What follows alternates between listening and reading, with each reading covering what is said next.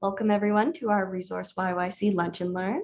Today we have Tanya, who's going to be speaking about getting to know yourself a little bit in some ways. And if you're not aware, Resource YYC is a co-working space in Calgary, Alberta. We provide private office spaces, dedicated desks, and virtual office options. If you're ever in need of a boardroom or space, come check us out. Over to you, Tanya. Well, thank you, and hello to the Resource YYC family. I'm definitely just enjoyed learning even the more about the story of how things got started, and the transition even during COVID, how you guys have still been able to provide the resources that everyone needs up there in Alberta. I'm down there in Texas, so up there in Alberta. So yeah, so a little bit about me before I get started, if that's okay. I am an author, speaker, coach, strategist. I tell people that my aim, my whole desire and purpose is to help people and organizations figure it out, because sometimes you don't know how. It looks like this big space abyss sometimes, and you're like, okay, I know I need to figure it out, but I can't see how the pieces all match because they're different shape, different puzzles pieces. And so how does it go? I help you to see that, whether it's talking to you like we're going to talk right now, or through any of the other means. I want to help you figure out how to fit it all together so that you can do life right and well. And I do that because my purpose, my assignment is to help people and organizations to do life and leadership unapologetically on purpose. And you're like, oh, okay, so is that what we're talking about it today? A little bit. And so motivated effort, it all starts with me. The motivated effort, the me project. How that even came to be is literally quite fascinating. And the reason it's fascinating is because I didn't realize that coming out with the project that I'm coming out with and I'm talking about with now with individuals would fit so well after coming out of the pandemic. Like I didn't even realize it. And literally, I find so often people are now having to have that motivation to do the things that they didn't need to anymore. So if you're an individual, you may have been a person faithfully that would go to the gym every 6 a.m. faithfully. But when COVID hit, things changed and you start sleeping in the 9, 10, or, especially those business owners, because, that structure wasn't in place anymore. And so you could wake up at 9 and then be up to 9. And then you're like, what happened to my schedule? And you're trying to get back in the flow of things. And so how do you do that? And so it's befitting, not realizing the actual book project was written long before there was a such thing called COVID-19 and a pandemic, but it fits so well right now. And if I can give you guys just a little snippet of what I say, and I hope to achieve in this talk that we have today, is whether you realize it's the self-help you needed or the inspiration or just a firm talk and conversation, whatever it may be that you get out of this that we talk about today in the Lunch and Learn.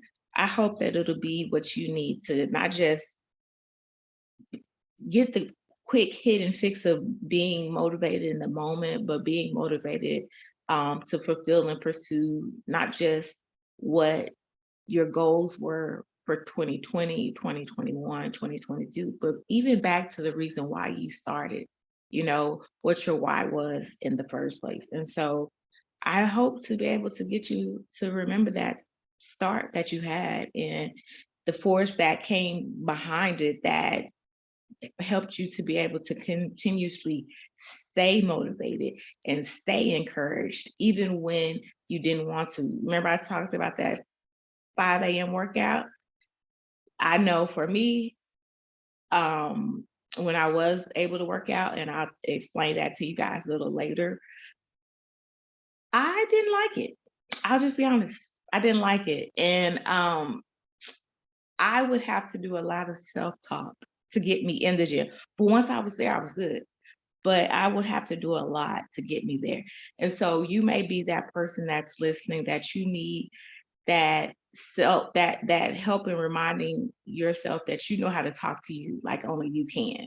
And because of that, I'm going to remind you that you know how to do you better than anybody else can. And so, yes, I may be the one talking, but you're going to be the one that's talking from now on. And so, whatever it is, my hope and my gain is to be able to remind you that it all starts with you. And so, with that, let me give you guys present day Tanya, if you will. So, Tanya, when the pandemic was beginning to strike for everyone else, and I'm sure you all are very, very familiar with this up in Canada. I found out that I had chronic neural Lyme disease. And so no idea at the time, didn't know what it was or anything. But my body started fighting against itself, and I wasn't able to do the things that I used to be able to do. And so it all started showing up in my ability to work out. And I just thought I needed to push myself harder and go to work out, but not realizing there was something much, much greater happening and going on. And so I had to pause. And so in my pausing, I had to ask myself, is this just me not wanting to work out, or is there something greater going on? And so that is it is a number one thing when it comes to motivated effort is self-care, because you can easily motivate yourself and run yourself ragged so much to the point to where, some of you guys needed that break that COVID provided. Some of you were literally burning both ends and hadn't taken a vacation, hadn't taken a day off, because you were trying to get that thing started and that's all you saw. And so some of you, like me, I had to do a little self-care and ask myself, what's needed at the moment? What's needed at the time? And so that's what I want to talk about today. Not just motivated effort and it starts with you, but let's do a parameter check. Let's do that thermostat. The thing that they say the difference between a thermostat and a thermometer is a thermostat checks what's going on around it. A thermometer just checks what's going on with you. And so I want you to I want you to do that check as we talk. Pull that barometer out, check the thermostat and see if what I'm talking to you guys about today is just a thermometer check or a thermostat check, and adjust accordingly. Okay. And so with that, I want to just kind of give you guys what I hope are some objectives and learning objectives that you pull out of the conversation, because that's what it is for me. It's a conversation. I hope that, and I've already told my good friend and sis, I always call everybody my family when I connect, no matter corporate or otherwise. I have given her permission that you guys can ask me questions and she'll interrupt me throughout the conversation, because it's a dialogue. I don't want you to feel like I'm giving a speech. I've done those. They're boring. Okay. I want you to know that you can ask me anything that you need to ask me throughout the conversation, because if I need to pull on my life coach hat and we need to do a little deep dive, let's do it. We have the time, we have the space. You just come along this ride and journey with me. But I hope that you get from this cultivate a deeper understanding of your personal leadership. And you're like, personal leadership? Yes, because it doesn't matter, because I'm pretty sure the word has gotten out about Resource YYC, and not everybody is a business owner that catches these lunch and learns some people just like, I love them and I just want to be a better person. And so personal leadership is whether you own a business or not, whether you work in corporate America or not, whether you're a stay-at-home mom or not. Personal leadership is that thing that you are responsible for because it's you. And so you are the person that is the leader of you.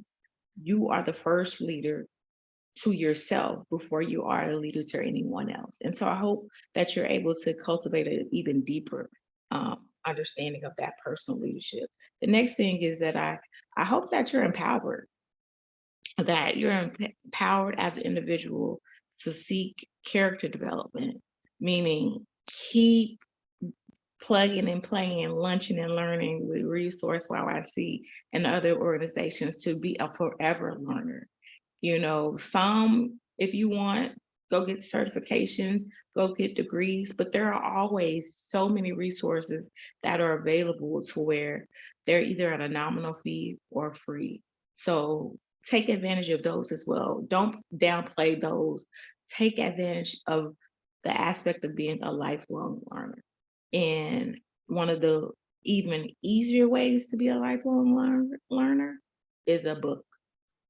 Be sure to check out and read as many books that not only deepen you but stretch you as well, because that is what is always a great opportunity and example for you to be able to have personal development and to stay the course. The next thing that I hope you get out of this is that you become self-aware. You become self-aware that there's a prerequisite before there's any assumptions. And what I mean by that is that, you know, individuals can see and can assume a lot of things in life, but self-awareness is key. And that ought to be the thing that checks you before anything else or anybody else. Okay. So let's fine tune that self-awareness. The next thing I want to ensure that we get out, and it's the final thing, but it's kind of even the most important, and it's to identify that your personal ownership of you, that's the requirement. You know, personal ownership. Not everybody takes that every day. Not everybody even takes that in life anymore. A lot of times we literally give it away. We give that responsibility to so many things and so many others, not realizing that it first starts with us. And so, if nothing else, we're going to remember that today. Motivated effort starts with you. We can read books, we can do lunch and learns, we can do all those things, and we can take the active role in it. But remembering that how we use what we learn, how we use what we read, how we begin to be self-aware, it's all our responsibility. And so those are the things that I hope that as we talk today in conversation, that you are able to begin to realize that they're not just learning objectives for today, but they're lifelong learning objectives for you every day and always. So let's kind of dig into motivated effort. Um, I'll give you guys a crazy, unexpected thing that happened. The person that was the person that did my forwards for my book and my guide had to pull out. And I wasn't surprised because we were at the time how we met. We were both government employees. So there's some strict, clearances involved. And so you could, unfortunately, you can't always in a government position have businesses and business opportunities that you desire to do without permission, and that permission sometimes is very not given as much. And so she ended up not being able to be a part of the book project anymore. And so guess what I had to do? I had to figure out if I wanted the project to come out in the spring of 2022, aka right now. I don't care if I have to 11:59 on the 31st, it's still spring, okay? But I had to figure out what I was going to do in response to that. And I literally had all the emotions you could imagine. Because if you're like me, when you're working on a project, and especially if you think you've hit a milestone, that means it's hit and over with, and you're done. And so that part of the project had been miles hit a long time ago. And so the fact that I had to go back to that milestone, rework it, figure it out, allocate resources, time, energy, money, okay, money, all over again, I was like, wait, oh my God, what? And so I literally, in the midst of her trying to explain herself, I tuned her out. She was still talking, but I didn't hear anything. I didn't hear a word she was saying because I was just so distraught. And in the middle of that, I had to become self-aware, and I had to say, this is my project. This is my baby. She came alongside to partner with me in it and to collaborate. But if things in her life change, which they had, I can't be mad at this person that I trusted enough to be a part of this project with me. I can't be so mad at her that I don't even listen to her anymore. Like I had to like check myself in the middle of my emotional meltdown, and I'm like, okay, Tanya, pull it back. First of all, tune back into what she's saying, because your friend's talking to you right now. And I had to just pull out of my own self, you know, pity, loathing, frustration, and everything else that was happening to me. I apologize. I apologize, you guys. But I had to pull away and tell myself, who was I mad at? And the reality was, I wasn't mad at her. I was really mad at myself because I hit milestones, but I hadn't completed my project. And all I could think was, first, I'm still a little mad. So I'm gonna calm down and I'm gonna talk to her after, but I'm gonna listen again. But then I just had to then realize I'm mad at me. And so that made me begin to think, yes, absolutely. There are things that we have no control of. Yes. We have no control over um, the unexpected. But the thing my mom always used to say, you do have control over you. And you, number one, don't have to make that face. And she couldn't see my face, thank God. But that's the thing. And so that goes to that objective of personal leadership. You know, I wasn't mad at her as much as I was mad at myself. And so before you think to become angry or upset with someone or something, literally you could have came into Resource YYC today of you're only one day that you come in and somebody was hollering the printer. Breathe, breathe. They can't be hogging it so much that you can't get a print job in. And eventually, in the middle of what they're printing, is going to print yours eventually. It'll eventually become your turn. You know what I mean?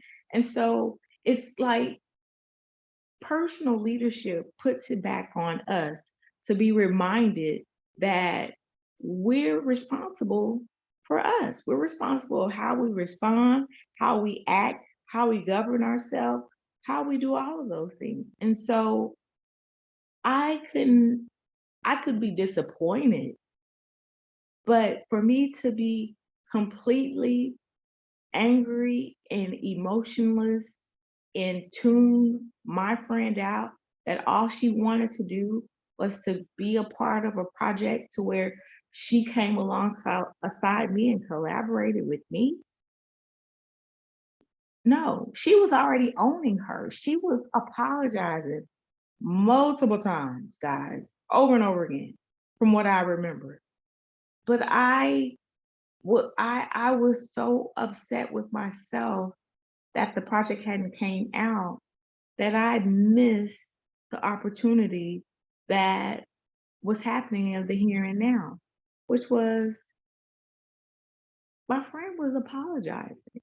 She didn't have any idea that her taking on another responsibility and promotion, because that's what happened.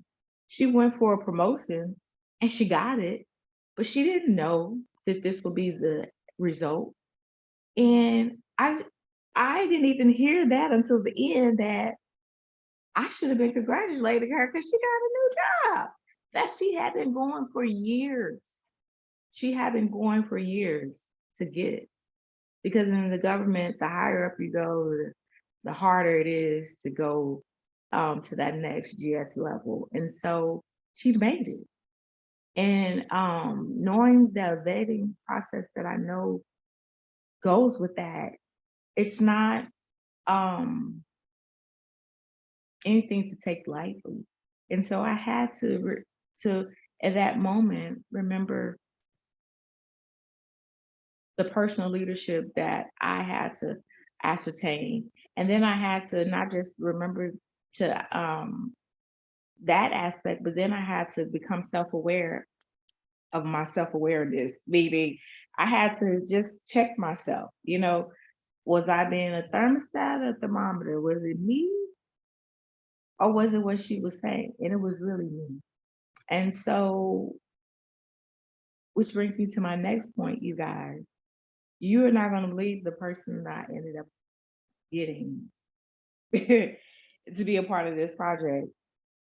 Anybody in business, you probably are like, I think I know.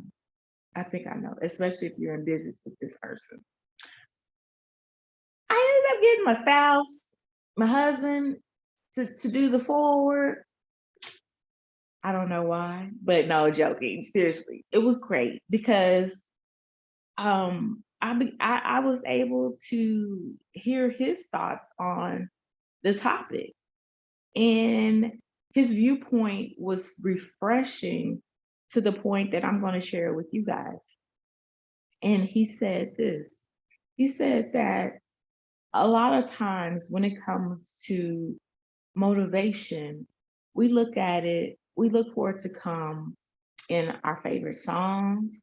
We look for it to come in our favorite speaker, or our favorite podcast, or anything else external to us. And he said, how can it be that the very thing that motivation is, being that what it is that we're looking for it to come from something and someone outside of us, for it to do something inside of us? He was like, think about that. And I was like, okay, yeah, I think you're getting somewhere. And he was basically saying, why are we a people that we rely so much and so heavily upon external circumstances and external situations for us to be made happy, glad, sad, motivated, inspired, encouraged. You know, these are resources. These are tips. These are guides. But the fact that we don't have that self-awareness that it needs to come from us first, that it needs to be an inward job first. He's like, how dare we? And I was like, did he say that? Like, did he post that? But he was like, yeah, how dare we? And as he began, as short, and my husband is a man of concise words. Concise words. They sometimes are long, but concise. And that shocked me too, right? Because normally he's like very, he's not watching this, Alberta, so I can tell you guys, he's normally long-winded, but he's still concise. He wasn't. And he picked every word he said with attention, because he, in the midst of what he was sharing, he ended it by saying, this is something he struggles with. And so to hear him, hear as in I'm reading. And so as I'm reading it in my head out loud, and I'm seeing him. And so it's like to hear him say and own it, that that's something he struggles with a lot. Like he said, he said, I am the person that I have ideas galore. He said, but sometimes it's hard for me to take off the hat of a visionary and be the one of an executor. He said, because I lose motivation. And this was deep, like this was major. He said it, and I felt like when he said what he said, not only is it going to reach individuals, but it's going to reach men, because I can speak as a wife. And in a marriage, sometimes the husband, all he wants is to give you the answer. And I'm like, well, no, I just want you to listen. I don't, just listen.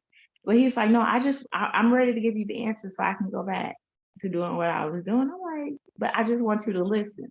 And so for him to say that about himself, I felt like he was speaking to so many men that are not ones that are easily able to shed their own skin, if you will, and bare their soul like he did.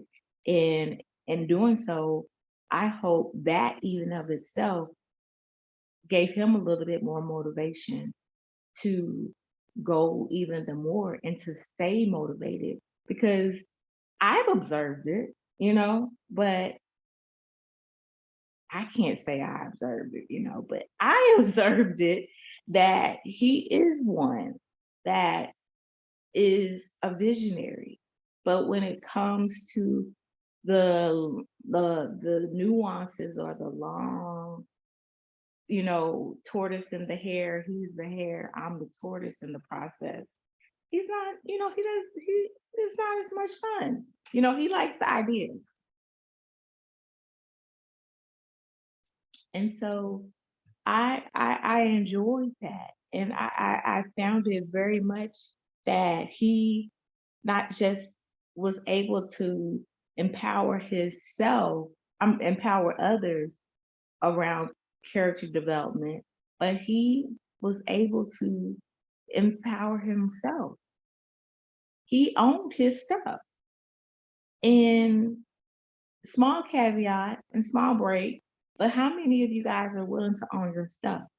How many of you guys are willing to say, I'm not the best at this. I'm not the best at owning it. I'm not the best at even saying it out loud. But what can you take from what we're talking about today, what can you do to at least cultivate a deeper understanding of it? And like me, in the midst of your desire to blow up, catch yourself, don't blow up, and then begin to listen again and be present in the moment. What can you do to pull yourself out of it? Because I know it's very easy to get mad at that person that's printing 100 books and then some at the printer. I've been there. I'm like, really? And then sometimes I'll start staring a hole and I'm like, they're going to charge you. You're printing too much. Like, seriously, I want them to charge you if they're not going to. But, seriously, but I have to, we have to check ourselves. Think about that. Think about how can you pull yourself out of it when you feel like you're already getting ready to go there. How can you become more self-aware? The next thing I wanted to, you guys to catch and to even, know is that sometimes, and I kind of alluded to this, sometimes in the midst of you identifying a problem, you can end up coming up with the solution if you just give the opportunity, time, and space for it to breathe. You're like, what, Tanya? Breathe. You have this problem. You have this problem. Milestone. You hit it. You spend money on it. You spend time on it, and you thought you'd already checked the box. Problem. You don't want to go to the gym anymore because you haven't had to wake up at 5 a.m. in 2+ years. So 5 a.m. isn't cute anymore, But what does it matter if it's not cute anymore? And the thing that I like to say, and I like to even encourage you to do is breathe. Breathe. Breathe, breathe, breathe, breathe, breathe, breathe, breathe, breathe. The limits are off. Everything's back wide open. And so you have no excuse as to why you don't go to the gym anymore. You may have started out trying to do a little workout at home, video. Okay. But then the days, weeks, months, and then you didn't do anything anymore. And so you've been out of routine for a while. So what do? You breathe. All you can see, yes, there is a problem. You aren't working out anymore. But the solution doesn't have to be 5 a.m. You do know that, right? It doesn't have to be 5 a.m. because you probably have changed a lot of things in your life. And so that structure of 5 a.m. may not fit your life anymore. And guess what? That's okay. That is okay. Breathe, breathe, breathe, breathe, breathe. The reality is this. When we allow ourselves time to breathe, we give inhale, exhale. Let's do it with me one more time. Inhale, exhale. One more time again. Inhale, exhale. I did that myself when I was on that call with my friend. I started to inhale because sometimes you need to do that and say that because all that's going off is endorphins and bad words in that up there. and you need to pull back some life into it again. And so I did that because I may be talking about my project that blew up a few months back, but you may be dealing with the project now, or you may be dealing with a life situation and circumstance. Now, remember, I talk on life and leadership. So I know all too well about life blowing up. You don't believe me? Let me tell you. Caveat. I before the pandemic hit, that year prior, 2019, I wanted to throw it away. I was done with it mid-year because so between that time period and the time I was sick and I started noticing it, I had lost so many family members. I lost count. This was before COVID, so it didn't have anything to do with COVID. They were just passing away from different things. And it hurt, you know? It really hurt. I lost my sister, I lost my grandmother, I lost an uncle, um, cousins. Then we started losing friends and their loved ones. And this was all before COVID. And there wasn't even any, like some of these people, you didn't even know it was anything wrong with them. And they just passed away. And for me, I say my number's 3. Now, how can I tell death my number's 3? That's what I do.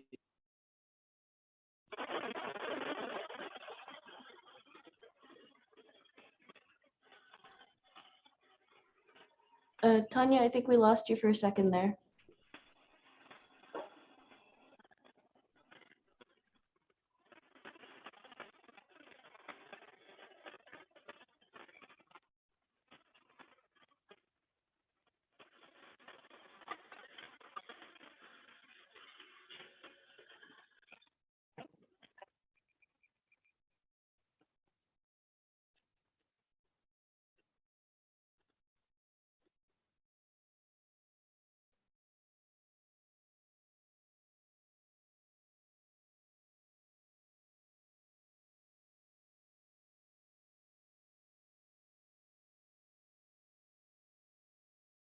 You lost sound?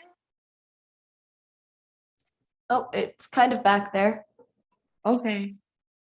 Just that last little bit I couldn't hear. I'm Okay. No worries. No worries. sorry. What I was saying was that my life was going up and I had to ask for help again.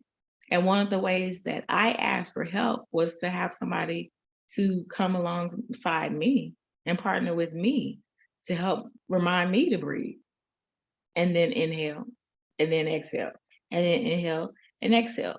And so I was in therapy before COVID even hit because I had been going through the loss of so many people that I couldn't manage anymore. And that was my blow up situation. And that was my forgetting to breathe because life was happening too fast and too rapidly that I didn't know how to handle it. And so you may be somebody that is in a life situation right now, and you may be forgetting how to inhale, exhale. You may be forgetting if you're the thermostat or if you're the thermometer. And so you have forgot, the prerequisite, which is self-awareness. And so don't be afraid if you forgot. Just be willing to ask for help. Be willing to raise your hand. Be willing to say, okay, I can't do this alone. I need help. And for me, I did that. And if there's something along your journey and your path, whether it's life or whether it's your business, or whether it's your role and responsibilities, whatever it may be that you may be having, I just want you to remember the self-awareness that you don't have to do it alone, but you do have to be willing to do the work. So let's keep doing the work. Let's keep doing the work. And so the next thing I want to just point out to you, is kind of what we talked about.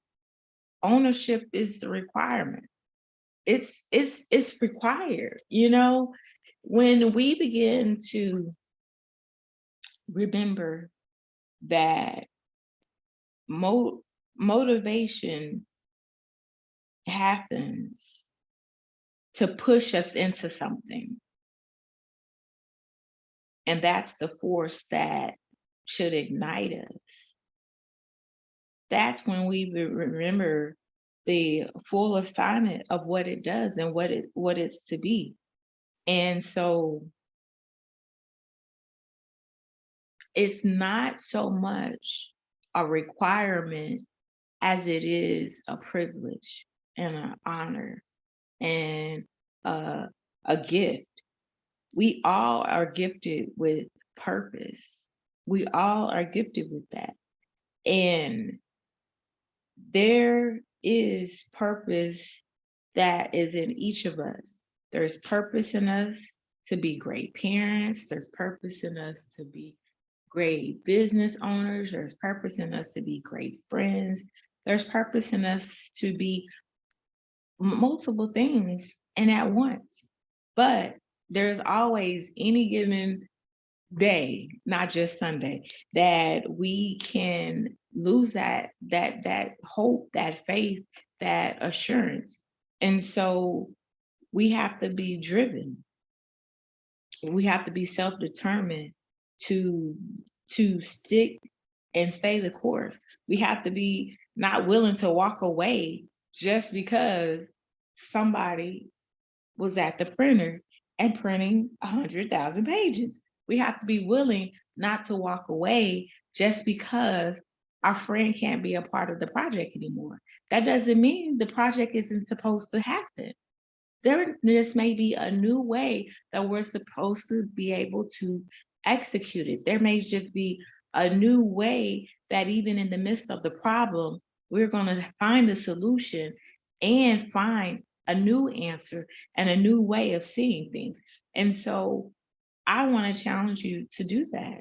I want to challenge you to see it a new way. I want to challenge you to see it from a new lens. I want to challenge you to stay motivated and to keep your efforts firm on purpose. There is everything and anything else that can keep us from purpose.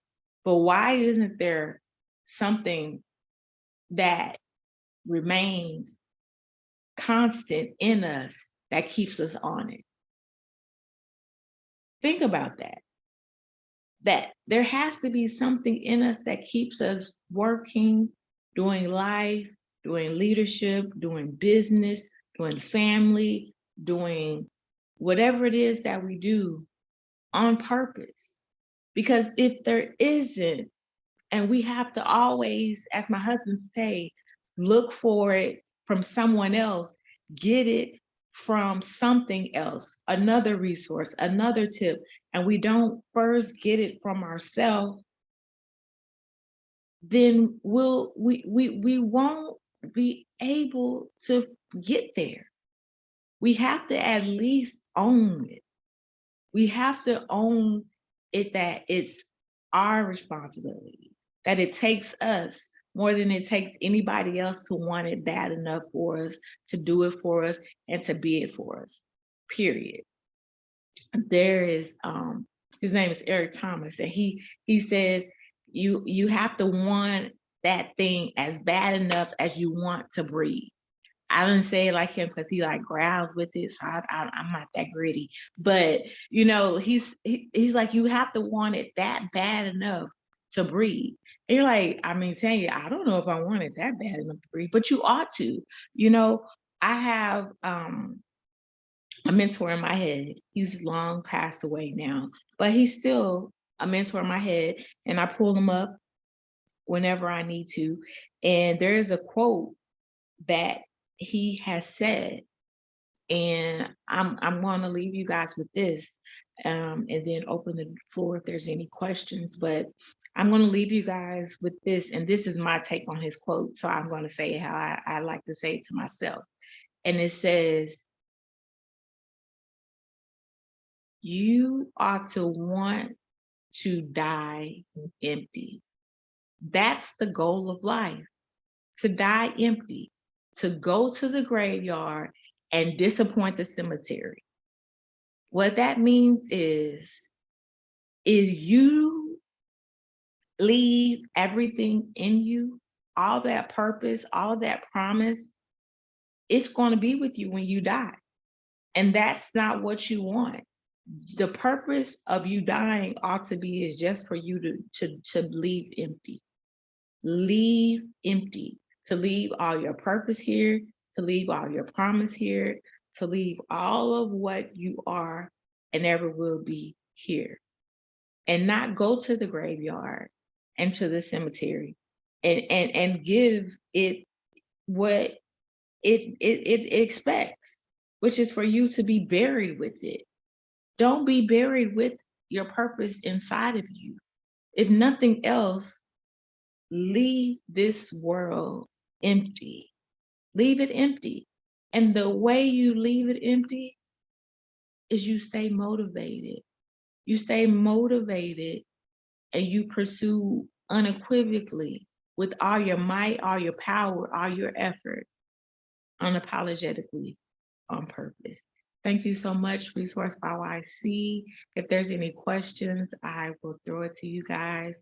And I just hope that you guys were able to pull out the objectives, the key takeaways, and the points that you remember, and that you understand that your purpose, more of your motivated effort, is here to help you to strategize, to articulate, and to demonstrate that clearer path that you have towards global landscape called you. That's it. The global landscape called you. Nobody else, nothing else. It's called you. Thank you so much. Thank you so much. That was a great presentation. Does anyone have any questions? Feel free to put them in the chat if you don't want to unmute. Just give it a minute and see.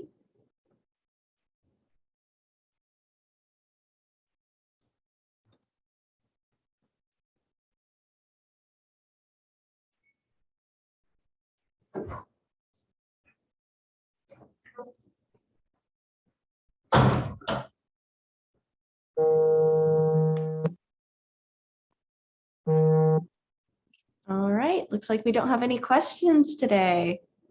Well, I guess everyone just had to just feel everything you were saying.